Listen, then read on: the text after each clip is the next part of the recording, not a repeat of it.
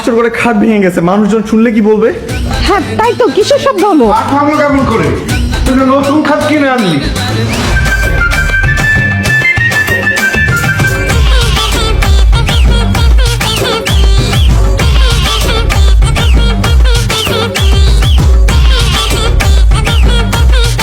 তুমি জিতে গেলে, অবশেষে তোমার আর আমার বিয়েটা হলো।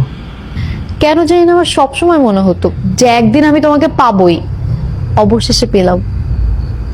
তোমার মতো এরকম কনফিডেন্স সবারই থাকা উচিত, তবেই না সফলতা আসে বলো। দূরে দাঁড়িয়ে কথা বলবে, কাছে আসবে না? নাকি বউয়ের কাছে আসতে লজ্জা পাচ্ছ?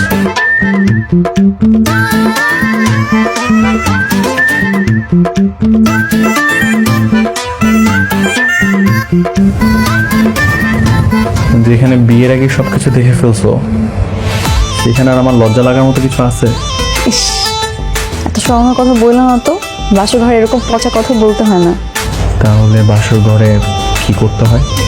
তুমি জানো না কি করতে হয়?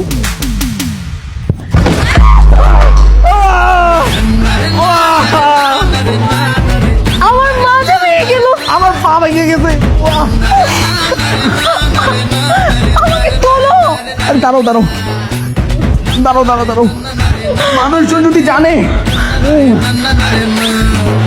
ওঠো ওঠো ওঠো ওঠো।